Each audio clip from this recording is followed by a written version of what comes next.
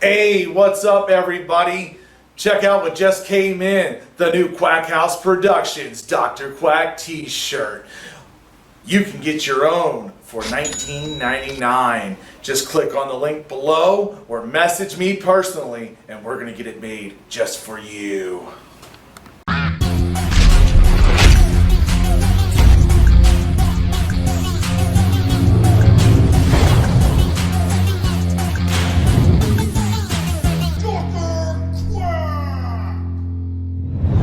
And we're back. Sorry for the delay, folks. I had to take care of that patient. I'm telling you, rectal exams are not fun, but it's what you got to do. So I am here. I already made the man quiver. You see how that goes. Good Lord. So let me ask you, how did you get involved in the world of professional wrestling? As Hank Williams Jr. said, it's a family tradition. Grew up, my dad, Rod Price.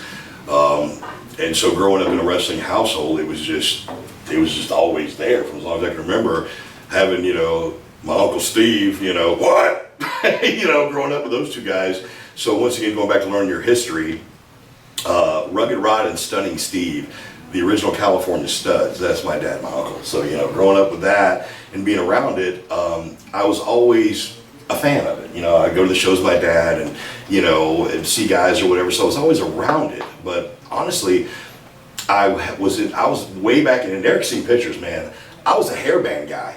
Man, skinny, androgynous, pretty, lace-up crotch leather pants, big hair, lipstick. I looked like a freaking drag queen. I've seen those pictures. I was like Adrian Street on acid, dude. I mean, it was, I was like, I look like a chick, a 6'4", 165-pound chick. And I remember asking, he's like, "Are you sure you're this guy?" Right, exactly, man. And so for a long time, I was a hairband guy, man, and loved it. And I still play music today and everything else. I mean, yes, a wrestler fronting a rock and roll band. How's that ever gonna work? But anyway, I did that for years, and the scene changed. I was a hairband guy. And out came Nirvana and Soundgarden and flannel shirts and goatees, and I wasn't going to be that poser guy that, jumped on board. Oh, I've always been into this. And I was lost. I was like, well, here I am. I'm 24 years old, and this isn't working anymore. I didn't achieve rock stardom like I had hoped, and I was smart enough to go, I need to change gears, and I said, call my dad, and I said, Pop, I've been really, I'm thinking about, getting into the business. And he's, no, seriously, why'd you call, son? I mean, it was like, you're ribbing me, right? And I was like, no, and I pleaded my case to him and told him, because I've always loved wrestling. I mean, watched it, loved it, it was always a very big passion for me, but being a skinny, long-haired kid and be a rock star, I never thought, I get killed, I get in there, And I talked to my dad, and and then once he realized that I wasn't, delusional or high, he said, son, this is a completely different lifestyle. You have to actually go to a gym and, do this, and, there's a whole other, thing. And at 24 years old, man, I sold everything I could sell. And what I couldn't sell, I packed in the U-Haul, and I moved to New Orleans, Louisiana, and started going to my dad's wrestling school. And alongside me in that school was Rodney Mack and Jazz, from the WWE on down to the ECW counter organizations they worked for. And that's pretty much how I got into it, man. And it was brutal. I mean, it was not. I've got a better question here. Yeah. I'm curious. How many tattoos do you have? One really big one. I'm telling you, it is like all over. I hope you all can see this at home. This is just incredible work. I'm covered, man. I mean, I've been going to, the same guy, Phil Colvin, for, 25, 30. I mean, he was tattooing me when I was a long-haired rock and roll guy. So, for me, it's just a work in progress, man. I mean, I've got a little space left here and there. So, if anybody wants to pay me to highly endorse their product, I still got some space left. I could sell it by any square inch. So, endorsements. But, it was, get back to the story, man. I mean, it was brutal. I mean, this was old school wrestling. The ring we had was about as solid as this freaking table right here, And it was in the back of a gym it is Louisiana, so the humidity is like 105, And it had one big old industrial fan that blew, that kind of half worked. And that Louisiana heat and humidity, I mean, it was dude, I puked. I mean, it was horrible, And about 3 weeks into it, my dad pulls me in the office, man, and he says, see, son, I'm like, oh shit, And at the time I smoked and drank and partied and all of this stuff, and sits me down and he said, oh, let's have a talk. How do you think your progress is going? And I'm like, well, I'm learning. I think I'm getting better and slowly but surely. And my dad goes, well, now that we got the bull out of the way, how do you think you're really doing? I'm like, I suck so bad, And yeah, son, and he said, maybe this isn't for you. Maybe you should, you can talk really good from being in the band. You've got a really good gift of gab. Maybe you should be a manager or an announcer. And I was like, in my mind, I couldn't fail again. Like I felt like because I didn't become a rock star, I'm my own worst critic, that I failed it and I couldn't do it again, and not, I just couldn't do it. And after I pleaded with my dad, please, I'll work harder. And he said, son, it's, you're getting into it. You're 24, most guys get into it a little bit younger than that. He said, but you got a double time, man. And he said, so if you're really serious about this, I got to see how bad you want it. And I said, oh shit, okay. And he said, starting right now, he's like, I know you smoke because every time we have a 10-minute break, you're out back hot boxing a cigarette. I'm like, yeah. He's like, I know you drink. I'm like, well, yeah. He said, I'm pretty sure you practice recreational activities. And I said, yeah. And he said, what's that? Yeah, what is that? Herbal tea and ginseng. Oh, herbal tea and ginseng. Okay, yeah. And he said, as Herbal of that supplements. minute, this minute, that stops cold turkey. He said, I don't mean you wean down to half a pack a day or finish those last 3 beers or whatever you do. He's like, I mean, right now, everything stopped. And man, I just bought a pack of Marlboro Lights. I mean, like smoked one, dude. It's a brand new pack, And he looked at me and he's like, so what are you gonna do? And I'm looking and I'm just like, and I now crushed the pack and threw it in the trash. He said, all right, son. He said, don't bullshit me because I'll know, And I said, okay. So I go home and my girlfriend at the time then, I'm in there and I'm pouring out the beers and like flushing the weed. And she's like, what are you doing? What the hell, And I was like, my dad said he wouldn't train me if I don't, stop everything cold turkey. She's like, he's in, Baton Rouge, he's not gonna know. I'm like, oh, he'll know. He's got that dad Jedi mind power, I mean, being dads, we always know. Yeah, we always know, man. I'm a dad. That's right, Lily. So, William, Caitlin, Jason. I quit cold turkey. And all the other kids. Yeah. So I quit everything cold turkey, man. And my workout partner was Rodney Mack, all 265 pounds of solid muscle of him. And Rodney's stiff as piss anyway. Jazz, like I said, family tradition, And I'm in there and like on suplex and powerbomb day. Let me tell you how bad that sucked. Because Rodney's a crowbar anyway. I love you, Rodney.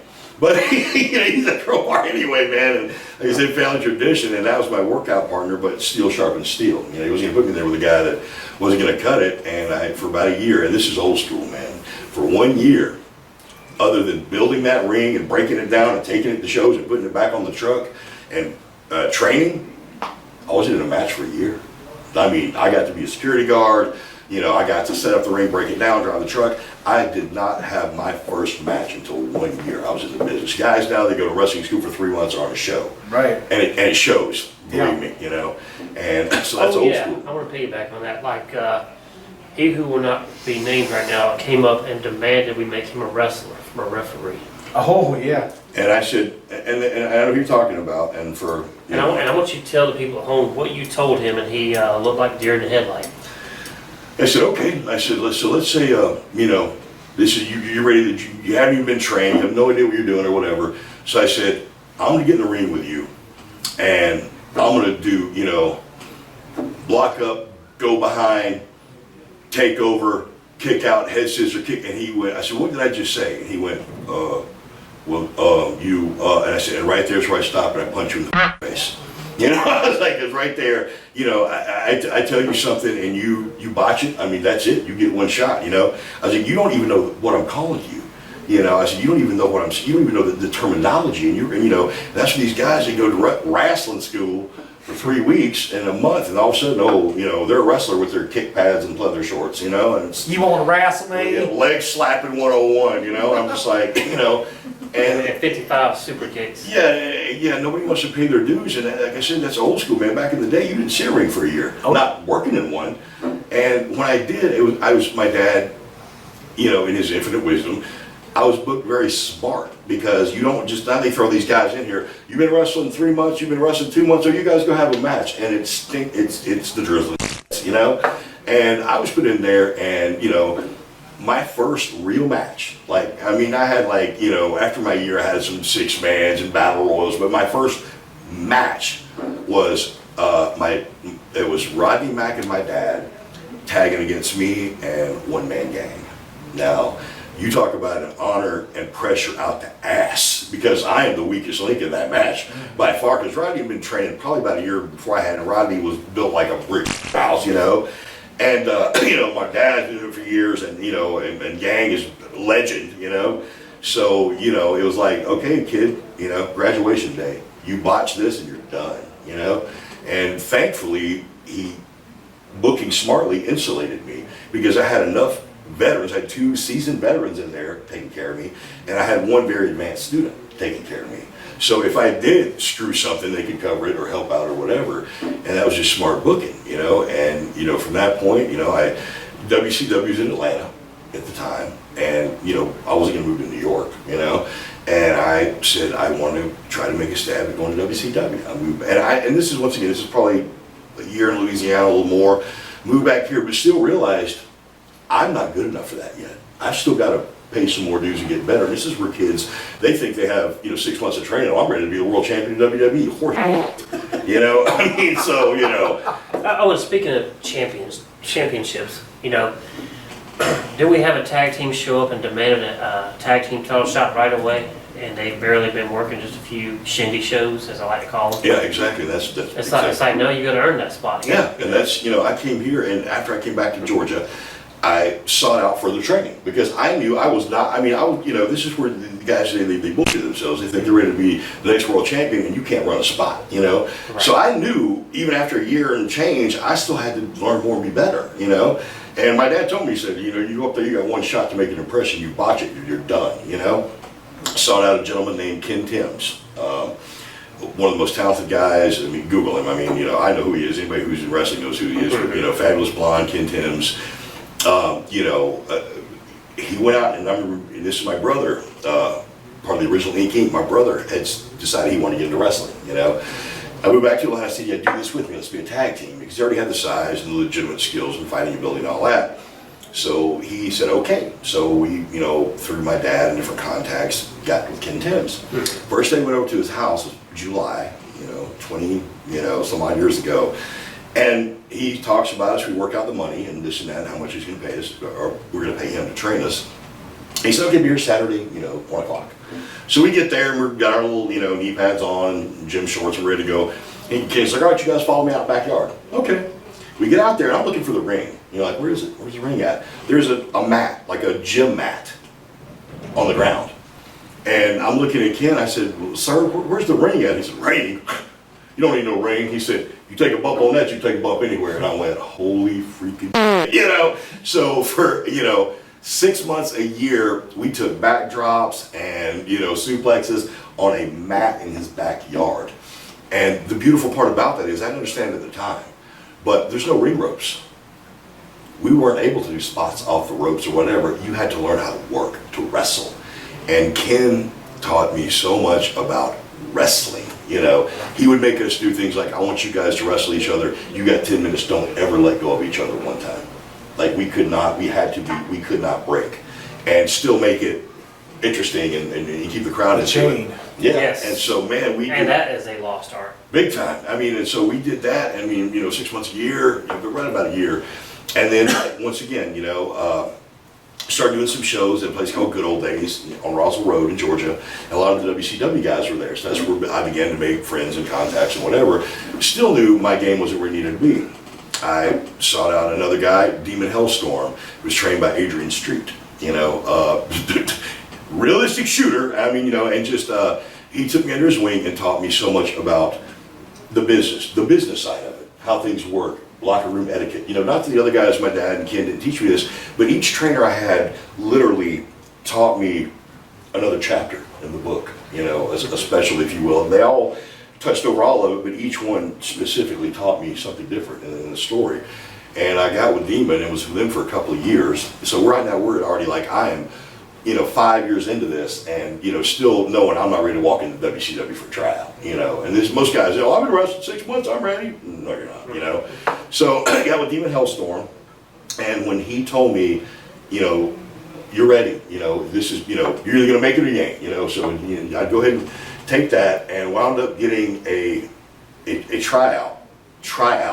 No, I was not like, oh, you're a second generation guy, sign here. The whole shit, you know?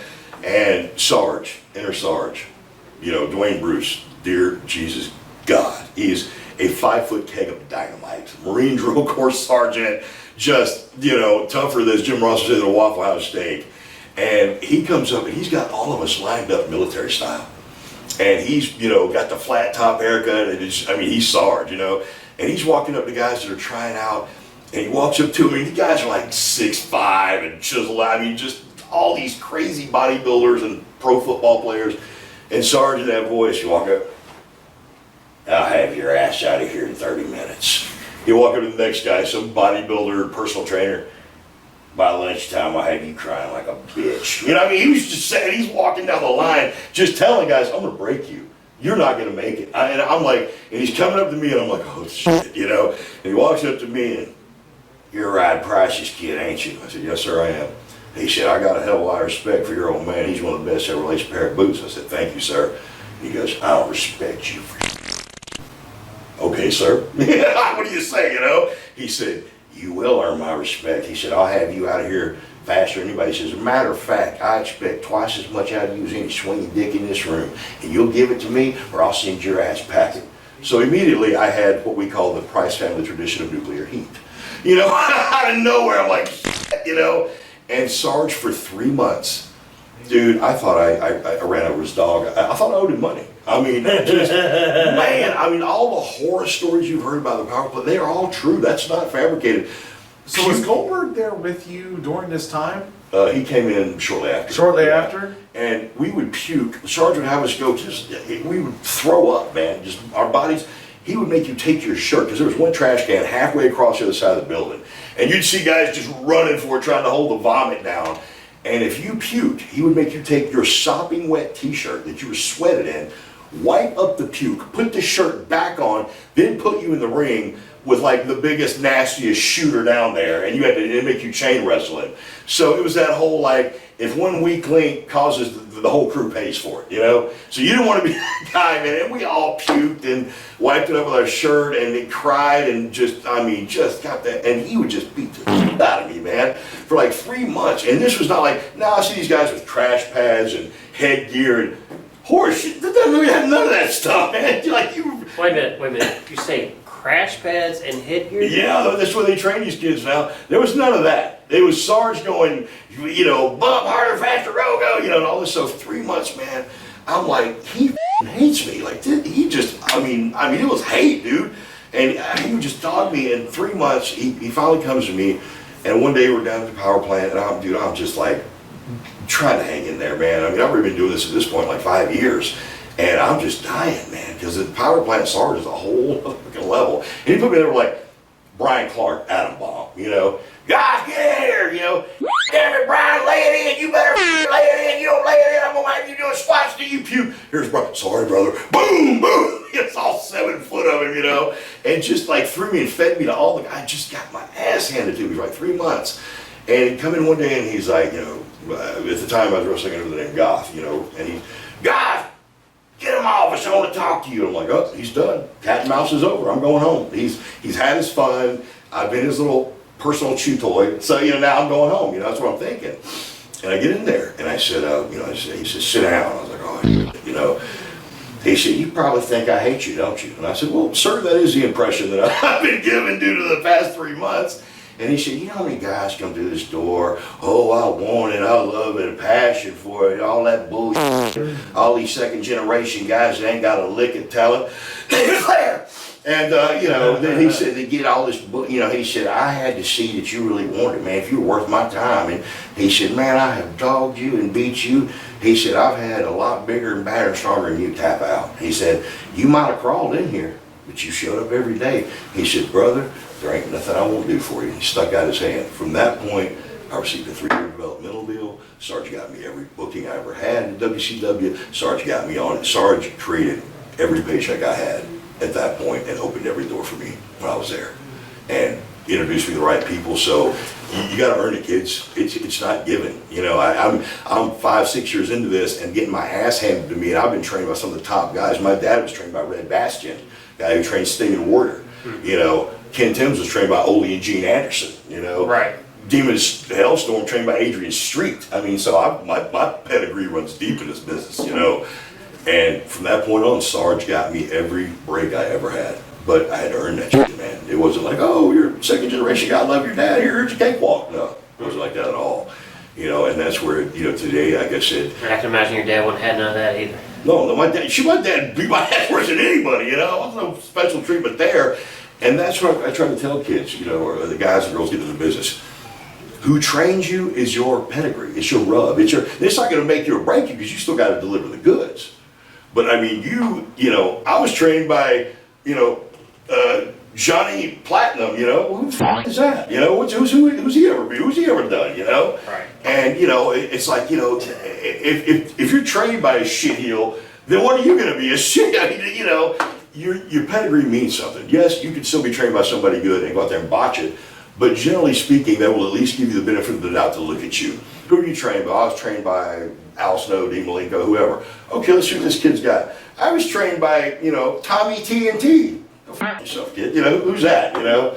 So. Wasn't he the guy that pumped gas last week? Yeah, well, you know, whatever. So it's like, you know, so tell these guys, why would the car pusher at Walmart. Oh! Why would you ever train under somebody and pay them that has never done in the business themselves? You know, like, why would you go get a guy to train you who has never done anything? You know, work some indie shows in Podunk, Arkansas. That's your ticket to your pedigree, you know? So once again, kids, if you're gonna get a trainer or train at a wrestling school, make sure you're getting trained by somebody who's actually done something in the business where people know who they are. You know, it's a rub, man. It's your pedigree, you know? I mean. And with that being said, Brody, thank you for coming on today. My pleasure, man. Thank you, man. Thank you. And not a better trainer and booker in this business than this man right here. Thank you, I'm humbled. And also, get ready to see this man here in the upcoming film, Dr. Quack. Oh yeah, kids, it's gonna be good. I'll tell you, coming out next year. Stay tuned for that, and I'm out. And stay tuned for me taking this home. He's ready to go.